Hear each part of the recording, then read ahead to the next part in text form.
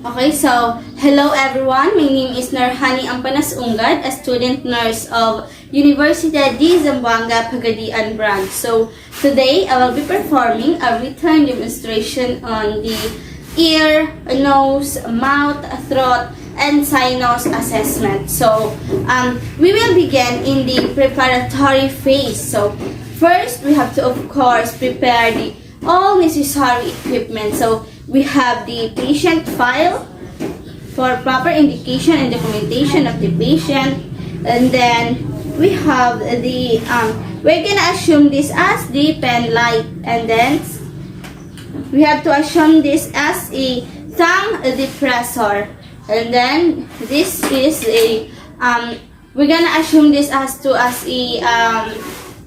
tuning fork, and then otoscope. We're gonna assume this as otoscope. So all my equipments are all assuming or DIY because I cannot afford to buy. So second in the preparatory phase is identify the patient and explain to the patient the procedure and the purpose of the assessment. So I think let's start. So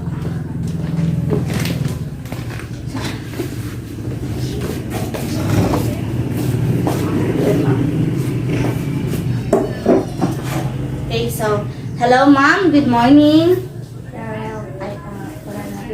Okay, so ma'am, how are you? I'm fine. Okay, so that's good to hear. So ma'am, I am Narhani Ampanas Ungad. I am your nurse for today. So is that okay for you? Yes, it's okay. No problem.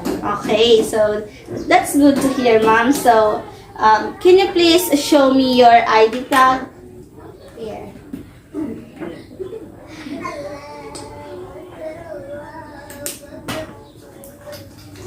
For a while. Your ID tag. 707-123. So, ma'am, can you... Okay. So, ma'am, can you please tell me your full name? My name is Shahada Haji Ali. Shahada. That's nice name. Yes. Okay, so, ma'am, how old are you? I'm 18 years old. 18. And then, ma'am, where do you live? Tukuran, Zamboanga del Sur. Tukuran, Zamboanga del Sur. Alright, then. Ma'am, today, I am going to assess you in your ear, nose, mouth, throat, and sinus. Okay? Okay, so the purpose of it is number one, to obtain baseline data about the patient's functional abilities.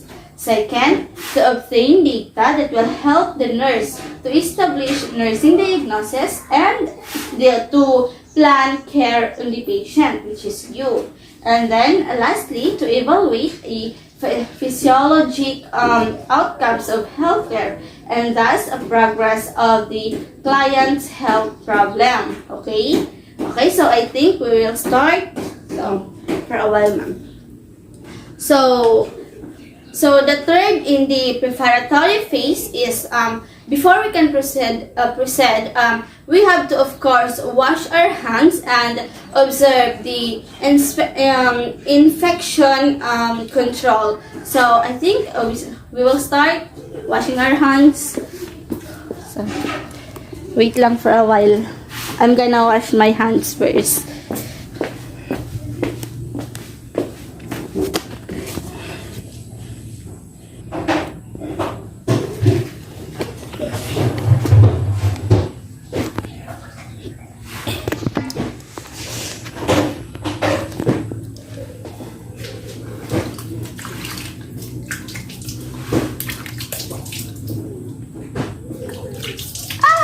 Oh.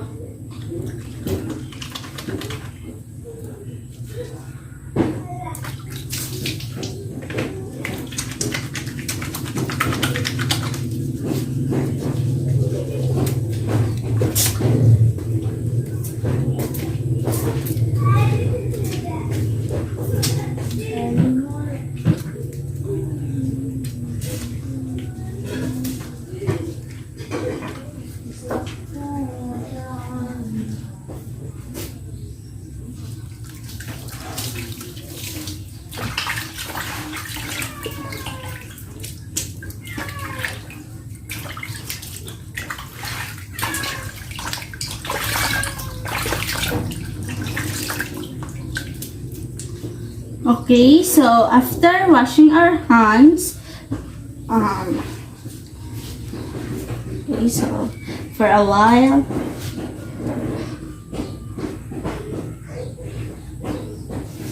Okay, so now after washing our hands, we can now proceed to the performance phase. So let's start.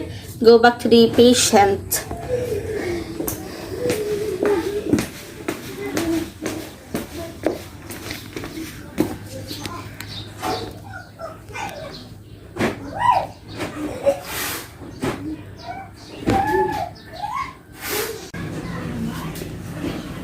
Okay, so ma'am, I'm just closing the door and the window for your privacy, okay?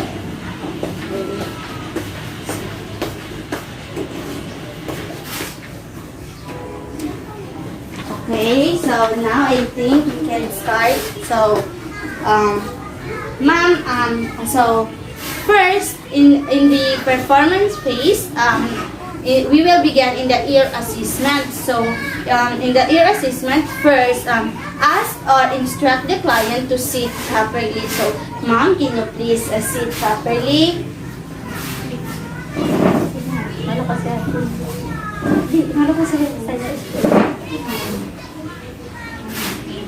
Okay, so okay na yan, ma'am. You can just put your hand here. Okay, so, second, use your dominant hand and use your dominant hand to occlude the tragus part of the ear of the patient, and then position yourself on the opposite side of the patient to assess the gross hearing of the patient. So, ma'am, I'm just putting my hand to your tragus part of the ear to assess your gross hearing, okay? Okay, so.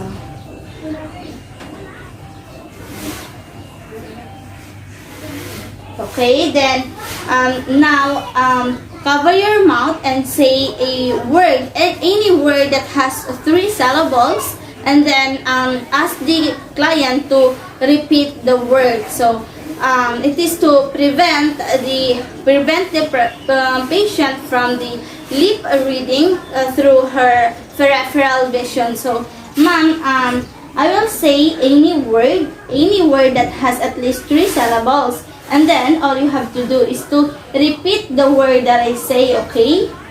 Okay, so, okay, so, uniform. Uniform. Ma'am, can you please louder your voice? Uniform. Okay, very good. So, in your other side.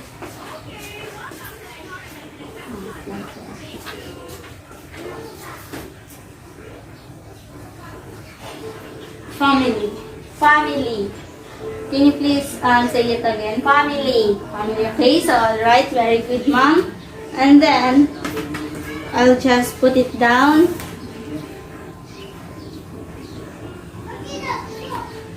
And then, a third, the fourth in the ear assessment is for the Weber test. So, for the Weber test, we need the tuning fork. So, we will use this tuning fork. So, for the Weber test, I will tap the tuning fork and place it firmly to the patient's head. And then, when I put the tuning fork on your head I will ask the client the location on where he or she hears it. So, the normal Weber test has a client reporting the sound heard normal or equal in the both sides. So, okay.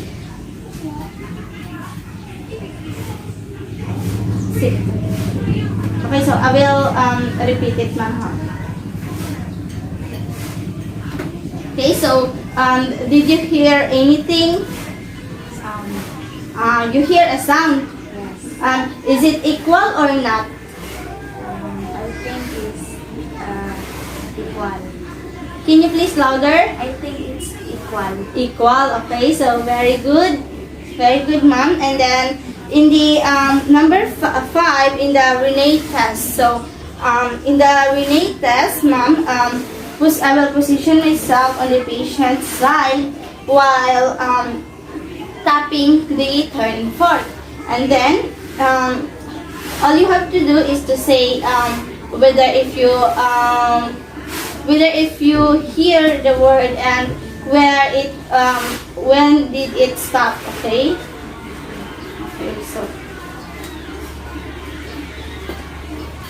Okay, so did you hear the word, the sounds, ma'am? Yes. Okay. Then, when did it stop? Here. Here. So, did you hear it equal or not? Equal. Equal. Equal. You hear it equal. Okay, so very good, ma'am. So, for number 7, remove the tuning fork and ask again the client if she or he hears it and hears the sound. So I will remove this this tuning fork, and then can you please tell me if you still hear?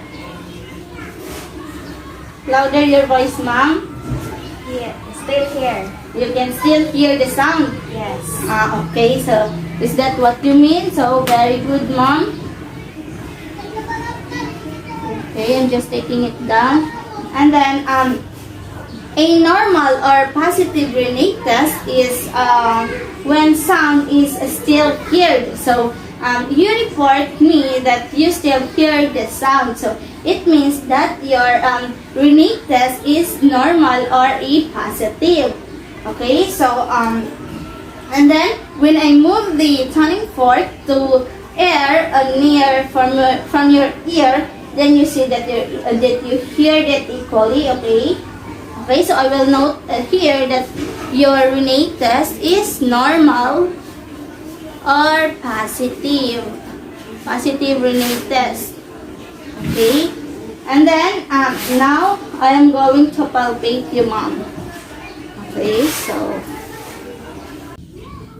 so ma'am, I am going to palpate your air for tenderness, and then for inspection, lift the patient's ear up and back, and then place the otoscope on the tragus, then rotate it inward. So ma'am, I will inspect for the canal serinium inflammation, swelling, foreign body, or other like lesions. Okay, so is that okay for you? Okay, so I'm going to palpate your ear.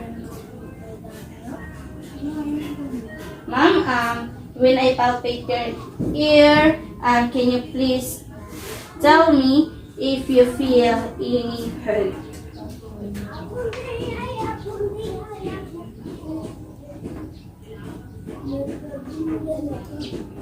Okay, so ma'am, did you feel any hurt or? I don't have any feel any hurt. So you mean you did not feel any hurt, Yes. right? Yes. Okay, so that's good to hear. So I am going to check.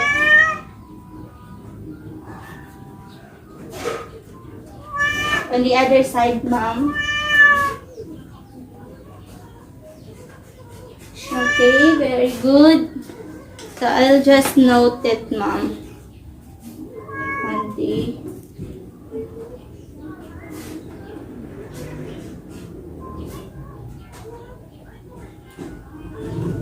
okay. And then, ma'am, so we're done in the ear assessment. So we will now proceed to the nose assessment. Okay, ma'am? Okay, so ma'am, so in the nose assessment, the first thing to do is to first is tip the client's head back, and then use your dominant hand to position the head and hold the light. Okay? Okay, so I will inspect the lining of the nares, mucosa, and the cords here, and the filtered air. And then I will observe the presence of redness, swelling, growth and the discharges. Okay, so the mucosa is usually pink with clear watery discharge. So that is the normal result. Okay, so ma'am, can you please tip your head back straight, then and then I will use the otoscope.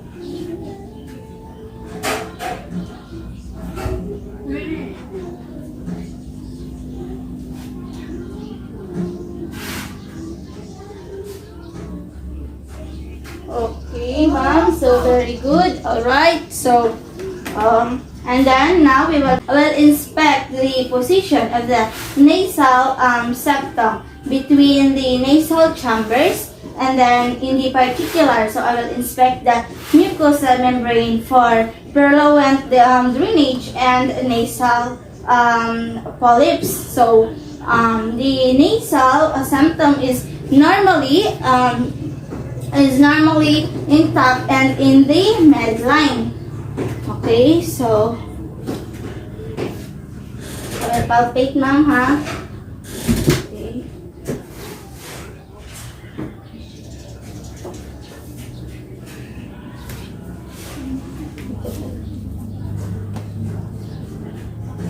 Okay, ma'am, so that's good. So now we will proceed in the maxillary and frontal sinuses. So, normally, sinuses are not tender. Okay, ma'am? So, I'll palpate again, ma'am, ha?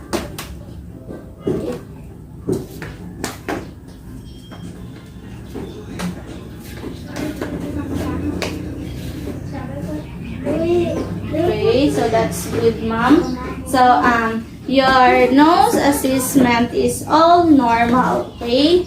I will just taking it down. Right.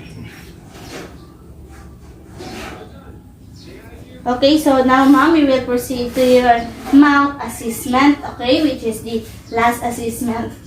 Okay, so in the mouth assessment, we will begin at your lips, okay, at your lips, ma'am. So for the lips, I will inspect for symmetry, and then I will inspect for symmetry of contour, color, and texture. So the lips are usually soft, moist, and smooth, and pink in color. So I will start in inspecting, ma'am. Okay. Normal.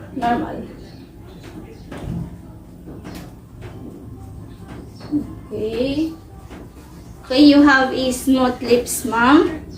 You have smooth, moist, and then I think you are kissable lips. Now we will proceed to the inner and buccal mucosa. Okay, ma'am. So here I will use a tongue depressor. So this is a tongue depressor. Then I will use it to pull the lips and cheeks apart for proper visualization carefully. So again, I will inspect for the color, moisture, texture, and the presence of any lesions such as ulcers and abrasions. Okay, so I will start.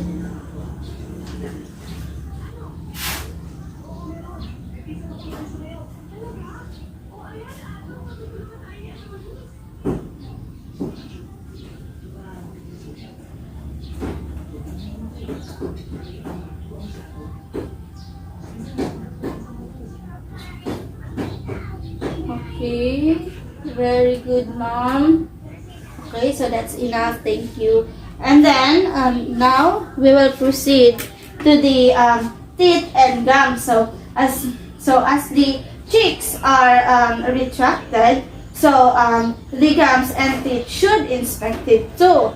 Okay, so the gums should be inspected for bleeding, bleeding color, retraction, edema, and lesions. So I'll check your gums, ma'am, huh?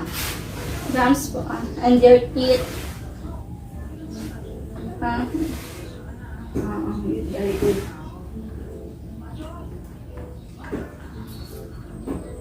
In the upper side.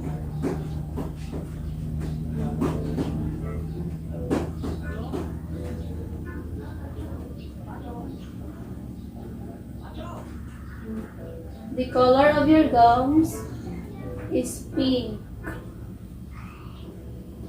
Your teeth is healthy too. And then, now I will expect. So, the normally teeth are white and shiny. So, when I palpate or check your gums and teeth, so your teeth is white and then shiny. Then your gums is similarly like color pink. Okay? Okay, so now we will proceed to the number 4 step in the mouth assessment. So for the number 4 is the tongue and floor of the mouth. So I will instruct the patient, which is you, mom, to open the mouth and then stick out the tongue and say ah. So tongue. So tongue is normally positioned centrally. It is a pink in color, moist, slightly rough on top of the surface and based on thin with whitish coating. Okay? Okay, so okay, ma'am. So can you please open your mouth? Then can you please say ah ah. Very good. Wait lang. Okay, so, ma'am, say Can you please louder? Very good. Very good, ma'am. So, very good. I will just, taking it down, ma'am. There is so.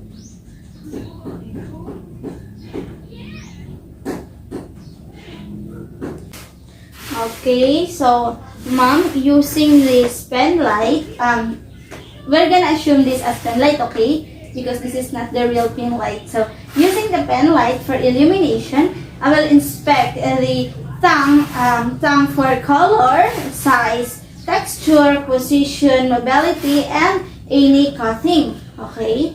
So, can you just please open your mouth?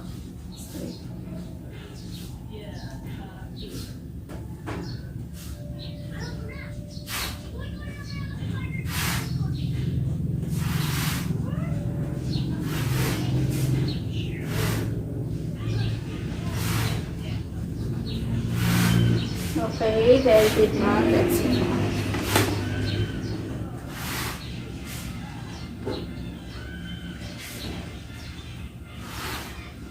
Okay, so now we can proceed to the plates and uvula. Okay, so extend the patient's neck backward to visualize hard, soft palate. So I will inspect both palpates for color, shape, texture, and presence of bony prominence. Okay? Okay, so ayan.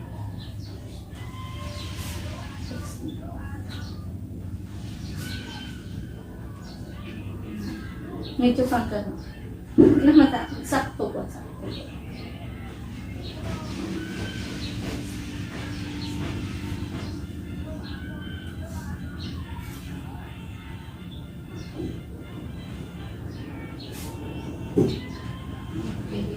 So, ma'am, did you feel any hurt?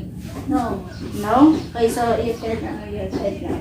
So, for the last part of the, for the mouth assessment is the orphanex. So, I will inspect the patient's,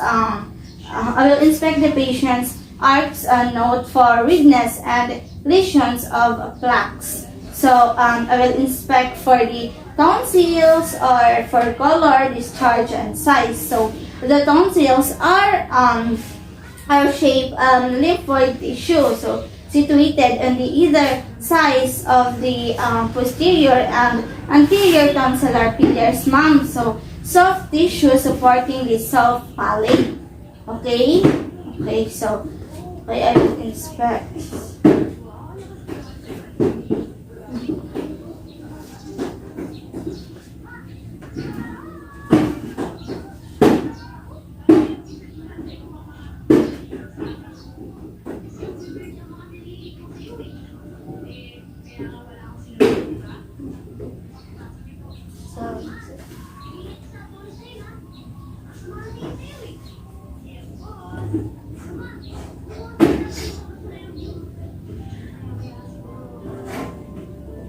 And then,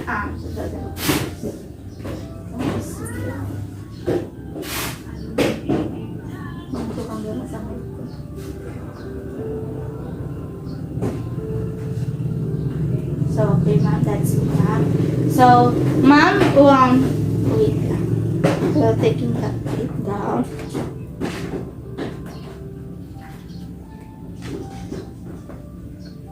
Okay, so, ma'am, yeah, we are done in the assessment on your ear, nose, mouth, throat, and sinus assessment. So, all the information or the all the result I gather in your ear, in your nose, in your mouth, in your throat, and your sinus are all normal, which is you have a pink color of your lips, of your gums. You have a healthy teeth and shiny, and then in your ear it is normal. In your nose, your hairy nose is normal, and then it is all normal. So thank you for your time, ma'am. So if you need any help, you can just call me, okay? Then I will be there, okay, to help you. Okay, ma'am. So thank you for your cooperation, ma'am. Welcome.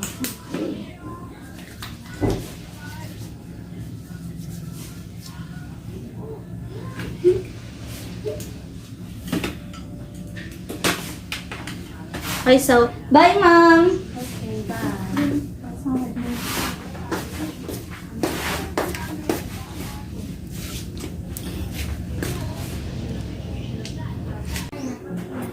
Okay, so these are the result for the assessment on the patient. So in her ear assessment, so the patient's gross hearing is normal, and then in the Weber test, the patient heard the sound equally in the both sides. And then in the Renate test, patient report me that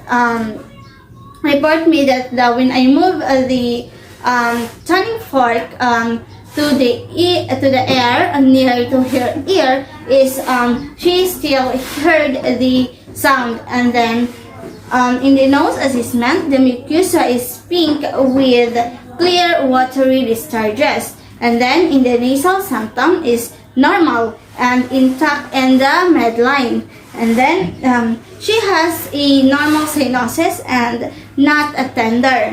And then in her mouth assessment, so the lips of the patients are smooth and soft. And then the teeth of the patient is white, color white and shiny. And then her tongue is positioned centrally, and then pink in color and slightly rough. And then lastly, in her tonsils are oval shaped. So we're done in assessing our patient. So in the last part of this assessment, we can now wash our hands. So of course we will wash our hands. So let's go.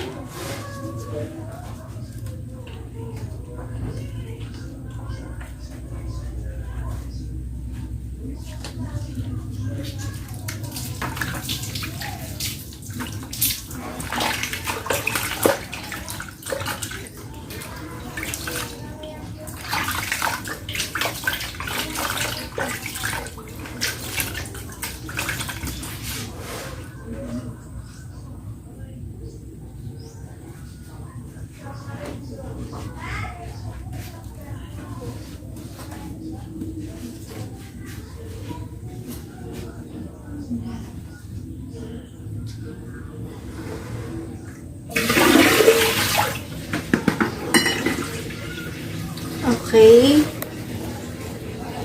Okay, so we were done in this assessment. So thank you for watching.